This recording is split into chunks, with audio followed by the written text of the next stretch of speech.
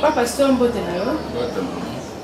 Papa Ozali, représentant légal premier suppléant, directeur de l'école de formation biblique, FOB en sigle, au Dame Nakati Nkamba Yuseleni. Alors, Boté Kabisuta Mouno Souni Nakati Bibili en tant que directeur de l'école biblique. Papa Lobaka, Pebino Pelisusu, en tant que Yol Pelisusu, au Lobelaka Bisso Makambo Bele sur la question Maloba. Mais Kambo Etali, génération et Souka, 4e génération. Papa le dit que génération, génération, il y a Souka. Première génération, il y a Zalaka. Deuxième génération, il y a Zalaka. Troisième génération, il y a Zalaka. Bato mi vous avez la première génération, mi vous avez la deuxième génération, mi vous avez la troisième génération, va se retrouver la 4e génération. Si quoi, bah mi yébité, mi yébité.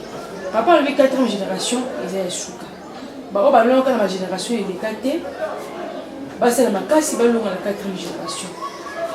Si quoi, est-ce que vous voyez ce biseau, la génération qui doit aller, il y a quand même pour base de la disposition, bah il y a base de Cameroun, c'est na combat tellement na tata mo santo na journaliste merci ndenga uteko tunawe kombo na ngai papa révérend Mbambundo Diambo Alphonse, représentant légal de premier suppléant et directeur de l'école de formation biblique à Wanakamba, Nouvelle de Jérusalem.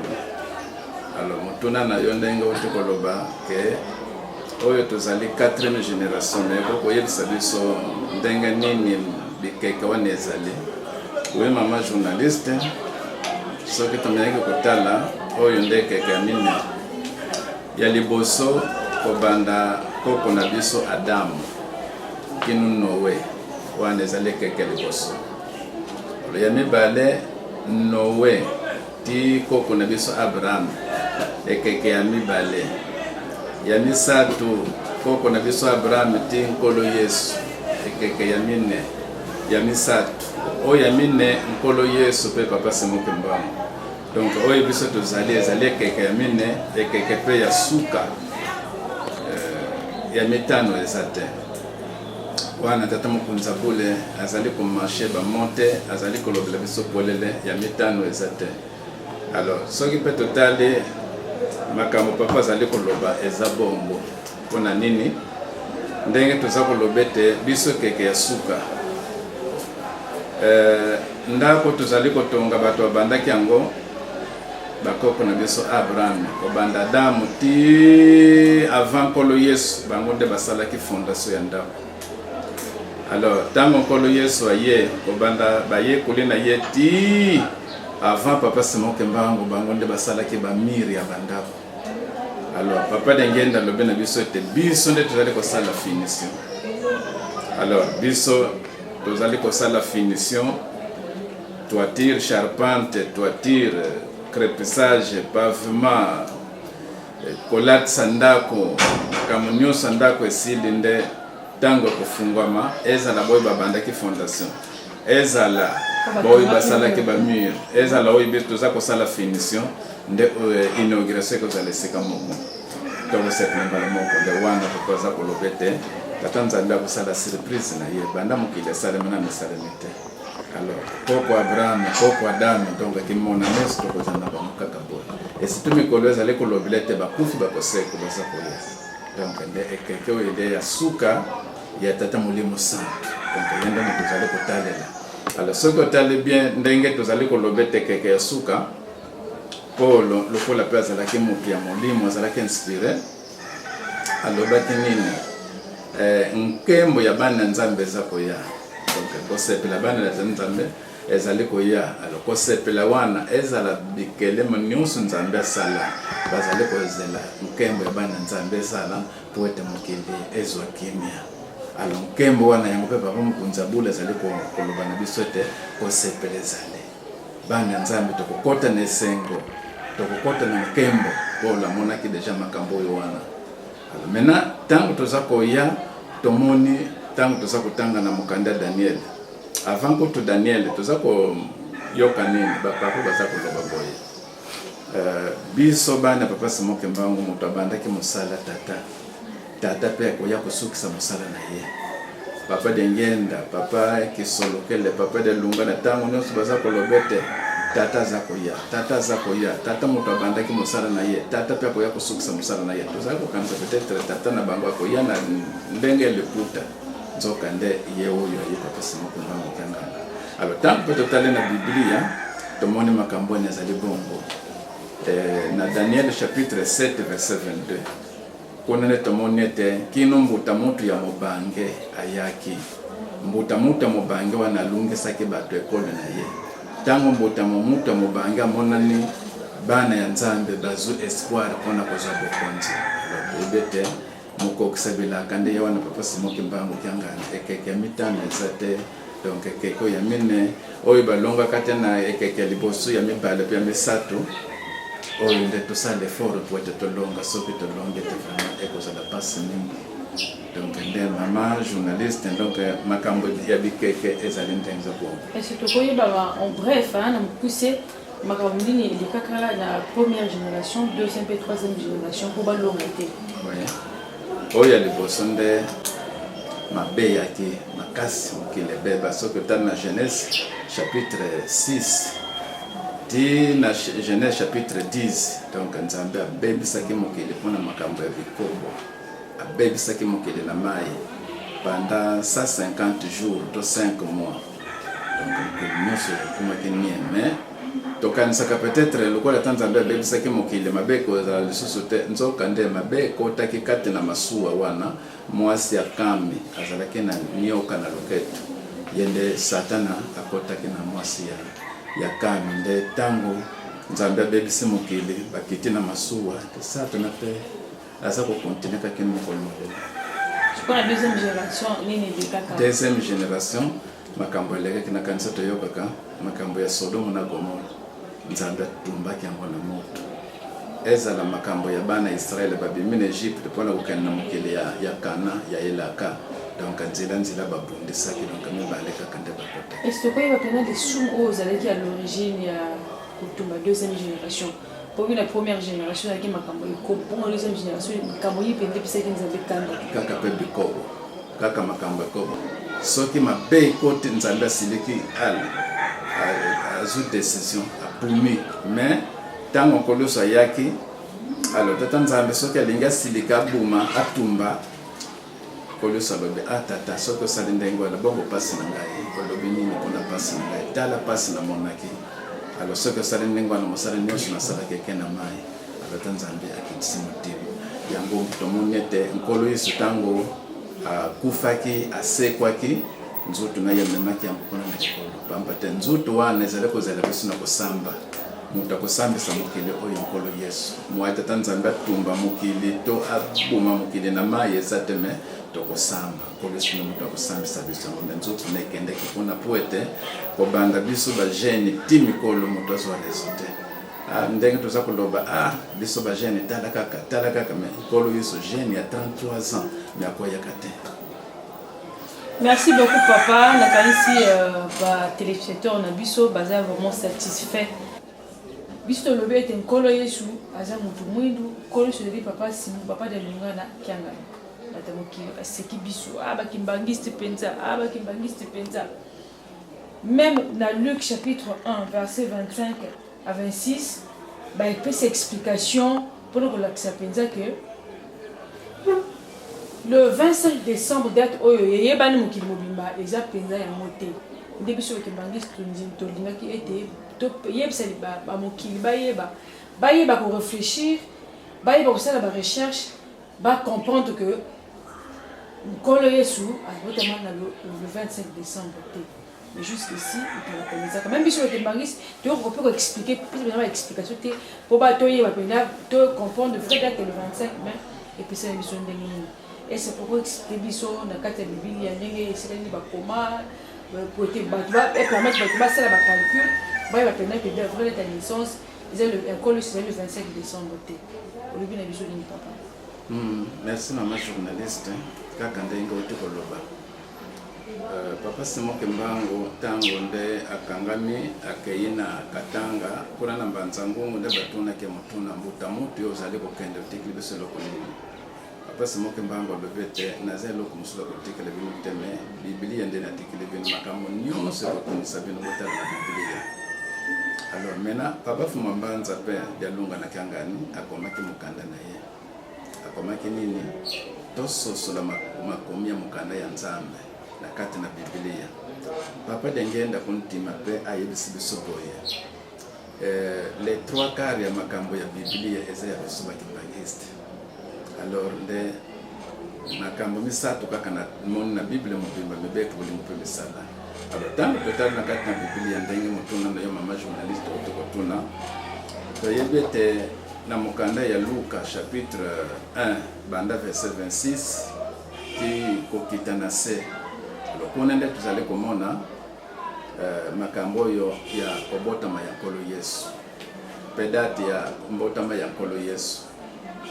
Mpona nini Luka oyo azalaki na ye moyuda te, azalaki mpe moyekoli ya nkolo Yesu te, me azalaki mogreke na mboka Antiokia Sulia. Alors nde Luka ye nde mutu akomaki mokanda sango malamu ya Luka, akomaki mikanda mibale na misala ya batoma. Me lokola azalaki moyuda te, azwaki ndenge nini, azalaki na moninga wa ye kombo na ye Théophile, azalaki mokonzi kati na luyalo ya Loma. Alors Théophile azalaki mondimi ya nkolo Yesu. Maintenant Théophile atunaki ndeko na camarade na ye Luka komelaki ye mokanda, ndeko na ngai Luka yo mutu nde ofande pembeni ya Palestine mokili nkolo Yesu abotamaka yebisa ngai mosala nini nkolo Yesu asalaki na mokili. Na Luka ebangisaki epesaki pasi mingi 1 naza moyuda te, 2 naza moyekoli nkolo Yesu te, nakosala ndenge nini po ete nakoka répondre camarade na ngai Théophile. Abande koluka ndakendaki liboso na mama Maria mama ya nkolo Yesu atuni ndenge nini nkolo Yesu koya na ye ezalaki mpe mosala nini asalaki, ndenge nini kobotamela ezalaki. Mama Maria aza kotandela ye ndenge angelo akendaki epai ya mama Maria. Luka azali kokoma biloko nyonso wana. Likambo ya monene tolingi tolobela na place wana oyo Luka tunaki na makambo mama Maria ayebisaki ye mama Maria oyo abotaka nkolo Yesu. Ayebisi ete na sanza ya motoba nde na yambaki angelo ayaki koyebisa ngai ete zala na kobanga te, zala na esengo pamba te nzambe ayokeli yo mawa, okobota mwana mobali akobenga makombo Yesu. Mama Maria ebangisaki ya lobi ete nayebi mobali te banda na bota me kozala ndenge nini alobi kobanga te. Nguya molimo sante kopesamela yo oyo akobota makati na yo akozala mwana na Nzambe. Nde mama Maria mapete boteke sala malengo ayebisi mpe ete kulutu na yo Elizabeth banda botama abotaka temeleza na altare ya 6 mois. Nde mama Maria asepelaki akende kotala yaya na yene likambo oyo tozali kolobela na mokolo lelo. Mama Maria azwaka zemi na ye na 6e mois na calendrier romain. 6e mois eza lokola mois de juin, mais bayuda soki otali na Exode chapitre 12 verset 1 à 2 pe Exode chapitre 13 verset 3 à 4 kuna nde tata Nzambe azali kolobela bayuda ete Moïse mokolo mwa lelo nde ebandeli ya basanza na bino ya mbula. Donc mois d'avril ezali ebandeli ya mbula ya bayuda. Lokola biso na calendrier romain eza lokola janvier, mais na bayuda mois ya liboso ezali avril. Alors mais na 6e mois oyo angelo basololaki na mama Maria ezali mois de septembre. Alors à partir du mois de septembre mama Maria concevoir azuzeme. Alors mais soki totali ndenge toza koloba ete le 25 décembre nde nkolo Yesu abotamaka. Alors soki ezali ndenge wana soki tobandi septembre décembre septembre octobre novembre décembre yesu abotami. Donc machombe ya 4 mois. Donc mera ekokosala te. Alors mais soki obandi na septembre wana okoma ti mois de mai ekopesa 9 mois. Donc nkolo Yesu na bayuda abotamaka na mois de mai le 25 mai. soki abotamaka le 25 décembre mbele azama chombe ya 4 mois abotamaka te mpe ezalaka te makambo ndenge wana. Alors nkolo yesu abotamaka na mois de mai. Alors ntango mpe ayika te na biso oyo tozali kolobela papa de lunga na kenga nkolo yesu abotama le 25 mai 1916 kuna le 25 mai awa mpe le 25 mai. Donc nde moto ayebisi biso makambo nyonso wana luka me makambo tozali koloba soki otali na Matayi okomona yango te, otali na Malako otona Jean okomona te, kaka na Luka nde moto akomaki makambo wana, pamba te moto oyo atunaka ayebaka makambo ebele koleka bankolo mbuka. Merci beaucoup papa, na kanisi tokozwa vraiment temps molai te, mais tozali lisusu na préoccupation mosusu ya koyeba kaka toujours na kati ya Biblia yo miyebi na Genèse chapitre 4 verset 15 à 16, baloba ete Nzambe atiaka Kayin elelo. Atiaka Kayin elelo esika nyonso akokende moto aboma te. Nakanisi bayi koloba lisusu ete Kayin azalaka na famille, asalaka famille, azalaka na bana. Alors na otonto bato wana bazalaki bango mingi. Mais si on bat on va le dire na famille na wana yokutaka wapi to zalaka ndenge nini.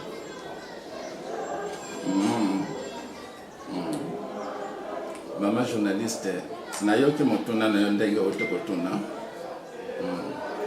Ya solo Kayin azana famille na ikino lelo ezali.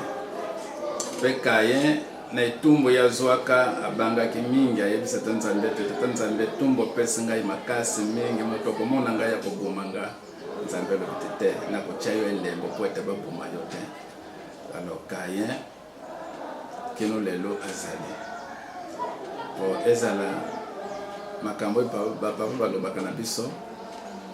Kayin azalaki kaka esika moko boye na RDC mais na makosenga ya bato nde alongwaki na mbuka wana toyebi te soki aza wapi sikoyo Kayin parce que Kayin wana nde moto ya liboso nde abebisaka koboma motu po Nzambe alobaki na Bible soki obumi motu yo mpe fi baboma yo yango asengaki ete peut-être bakoboma ngai Nzambe atiaki elembo ete baboma yo te. Alors famille ya Kayin ezali ezali famille ya Kayin ezali po ndenge otokoloba bango bazalaki bato ya liboso. Mais est-ce que ye Kayin mwasi oyo abalaka autaki wapi? C'est ça, mwasi oyo abala autaki esika nini po ete asala famille na ye. Biso tozalaka na baconsigne epai ya Tata Molimo Santo soki likambo ekokele nano ntango te tozalaka na réserve makasi mingi. Soki otali na Jean chapitre 16 verset 12 à 13 nkolo yesu alobaki boye makambo mingi mazale na ngai po ete nayebisa bino me na moma oyo po ete bocomprendre yango lokola bozala no bana mike moye bocomprendre yango ezala te kasi bozela Molimo Santo aya ntango akoya nde akotandela bino verite nyonso. Alors soki otali maturité na biso nano vraiment tokole nano te.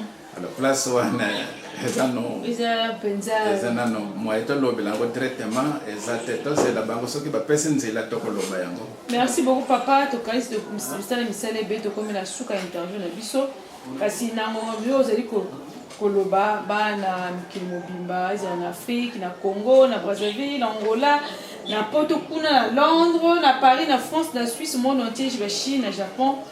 Bazali kozela liloba na yo ya suka papa.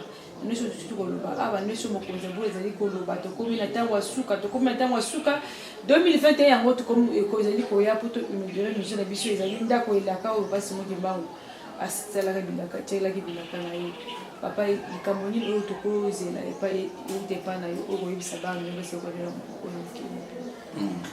Merci maman journaliste. Likamto koloba yango yo.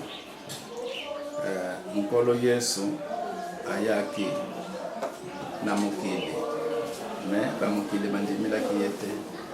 Nkolo Yesu ayaki na bato na ye bandimaki ye te mais oyo bandimilaki ye nde babengami bana ya Nzambe.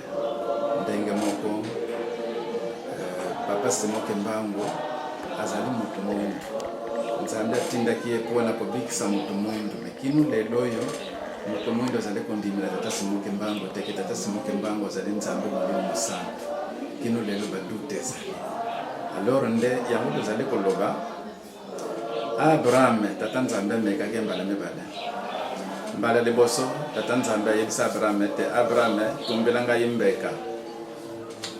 mbeka eza na Genèse chapitre 15 ngombe meme ntaba bapigeon pasola yango mais asalaki le contraire pasolaki banyama mais bandeka pasolaki te nzoka nde pa tata nzambe comme problème ntango tata nzambe aye komeka lisusu Abraham deuxième test alobi ete pesa ngai mwana na Isaki tumbela ngai yembeka nzoka nde azwaki Isaki na difficulté à l'âge de 100 ans nde abotaki Isaki alors po ete siko nzambe asengi mwana moko kaka ozuli yango na pasi okende kopesa eza facilité mais Abraham monaki te nalingi nasala erreur te donc na motima moko azwi mwana na ye ti na bakuni baza kokende ti esika tata nzambe alakisaki po ete atumbela ye donc na motima moko azalaki na dute takangi Isaki alingi atia ye mbele po ete atumba ye tata nzambe alobi tika namoniki ete ondimaka ngai mingi alors biso mpe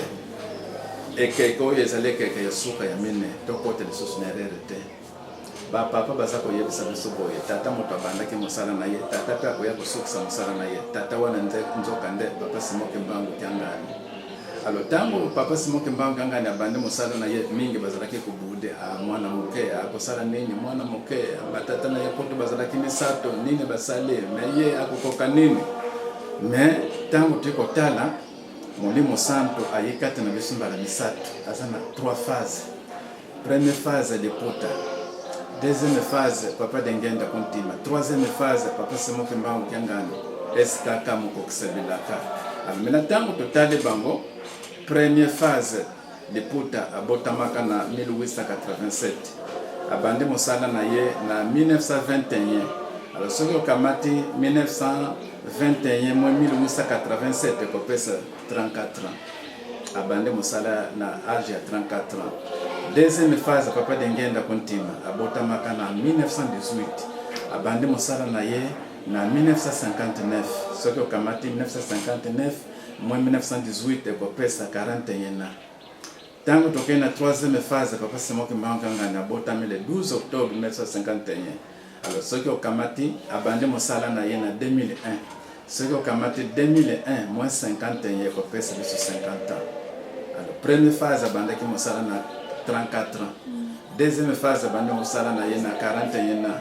Troisième na 50 ans. Soki otali bango misato wana mokolo nani abande mosala na kimokolo, nani abandaki mosala na kimomwana. Donc yende moko kisebilaka. Maintenant tango totali bango misato wana ndenge bango bazali soki otali na 1 Corinto non 2 Corinto 2 Corinthiens chapitre 13 verset 1 à 3 kuna baza koloba nini oyo mbala nanga ya misato nazali koyakati na bino na yaka mbala liboso na yebisaki bino ete nakoya lisusu mbala mibale. Tango na yaki mbala mibale na yebisaki bino ete nakoya lisusu mbala misato me nakoumisa lisusu te. Il faut na conclure na kata likambo mbala misato. Soki otali bango misato première phase papa liputa asalaki mosala na ye papa dengenda te sikoyo papa simoke mbangu kiangani yende aza koklotire kokata likambo na ye. Ye pete tangi na ye na Daniel chapitre 7 verset 22 kino mbuta mutu ya mobange tango mbuta mutu ya mobange ye alungisaki bato ekole na ye donc bato ekole na ye bazwaki bokonzi tango papa simoke mbangu kiangani afande tokomi na espoir 2003 tokendeki na mbanza nsanda alobaki na biso boye tozali kozonga bakotuna bino mbanza nsanda alobi nini boyebisa bango te na ye kokokisebilaka batata po ete mikolo mekoya banzembo ya mawa ekozala te koya ya papa simoke mbangu kiangani molimo mosanto na ye kokokisebilaka batata donc nde ye tolanda ye soki toluki mutu mosusu akoya nsima na ye aza te ye nde mokokisebilaka donc tondimela ye makambo nyonso bo totangaka na bible Jean Yohane moto atatolaki koya ya nkolo Yesu alobaki ete ngai na kolungula ata singa sapato na ye te aye aleki ngai na pouvoir. Mais ntango Jean akomi na boloko atindi bato parce que akanisaki peut-être ntango nkolusu akoyoka ete nakangami na boloko akosala réaction namoni eloko moko te atindi bato na ye bokende kotuna nkolo Yesu ezali ye obe tozela bato moto mosusu ayi kobikisa biso. Nkolusu alobaki nini asalaki nini aza kosalisa na ye aza kosalisa bato ya malade oyo bamonaka te baza komona oyo bibembe eza kotelema oyo batambolaka te baza kotambola apesa réponse ete bokende koyebisa Yohane ete oyo batambolaka te baza kotambola bibembe ezali kotelema oyo balobaka te baza koloba esengo na oyo abeteli ngai libako te. Alors wana elakisi ete ezali ye wana biso mpe kobanda batata batiki biso tala esika tokomi tala esika tokomi tala makambo ya minene papa Simoke Mbangu Ngangani azali kosala soki ye te aza na pouvoir ya kosala makambo oyo nyonso wana te. Donc lokola azali ye tolanda bango aveuglement po ete kobika na biso aza maboko tata Simoke Mbangu Ngangani. Alors oyo aza na doute wana etali ye mpona kosilisa na Jean chapitre 20 verset 26 à 29 de Solomo ko azali kuna nkolo Yesu babumi ye. Alors azalaki bayekole na Yesu na mibale mais moko akufaki Judas. Alors bake koyebisa Thomas nkolo aseku ndenga alobaki na biso aseku mais Thomas alobaki ete ngai Thomas avant na ndima ifona tia mesape na ngai besika batobolaki ye basete na panzi wana nde na kundima soki na moni ete atoka na kundima te. Après 8 jours nkolo sakotaki na ndako baporte na bafenetre ya kokangama bamona kaka koti bayekoli mpe bazalaki na ndako wana seka lokaki kaka Thomas abenge na kombo na ye Thomas ya kosimba bisika batobolaki ngai basete oyo Thomas kokaki lisusu te directement Thomas fukami alobi ete nkolo na ngai mpe nzambe na ngai nkolo sepesi epasi alobi Thomas yo ozalaka na ngai penepene bisika nyonso ozali kokende ti lelo oza kondimela ngai te esengo na boyi bamoni ngai te kasi bandimi. Alors biso mpe batata na bamama tondimela papa Simoke Mbangu Ngangani ete ye nde moko okosepelaka soki tondimeli ye te pase moto mwinde kosila te tozala te lokola ndenge na banzila bakode de la route okomona ntango mosusu oza na mbanza ngungu batie libaya plaque mpona kolakisa te soki olingi okuma na nkamba peut-être 72 km okuma na nkamba. Alors aza kolakisa bato nyonso baza na posa kokuma na nkamba 72 km bato mpe baza koya banoki mbangiste bakimbangiste baza koya mais ye libaya okomaka na nkamba te banda tia lakisaka kanzila te disi nkamba 72 km mais ye moko libaya okomaka na nkamba te. Alors biso na yo mpe tosala keba tozala te lokola libaya oyo batiaka mpona kolakisaka bato nzela nkanda biso moko bankona likambo tobiki te wanya kozala biso pasi bana mama journaliste momo kezalaki na ngai na kombo tata mwana tata mosa. Merci beaucoup papa nakanisi bolandi biso na bokebi nyonso chers téléspectateurs. Tozalaki na masolo tobandi na première question de suki na sisi na dernière question toyoki oyo papa ngauti ko yebisa biso na kanisi vous êtes satisfait na mituna na bino o pozaki biso yango tozongisi bipesi bino beyano à travers ngulanga na biso munene papa Wumba Mbundu Diambo zali bongo coordinateur légal premier supérieur pédiateur il y a école de formation biblique à Wanakama de Joseph. Merci beaucoup papa. Merci. Voilà, chers téléspectateurs, tout comme la souka ya solo na biso. Merci pour la cadrage, c'est qui maman Julie, na papa Joseph, la réalisation pe caméra, deuxième caméra de qui na papa Brel Makozo. Merci beaucoup ngai wabino maman Titi Stane Samba, tapé sibino de mingi to kutani bongo. Au revoir et à très bientôt. Bye.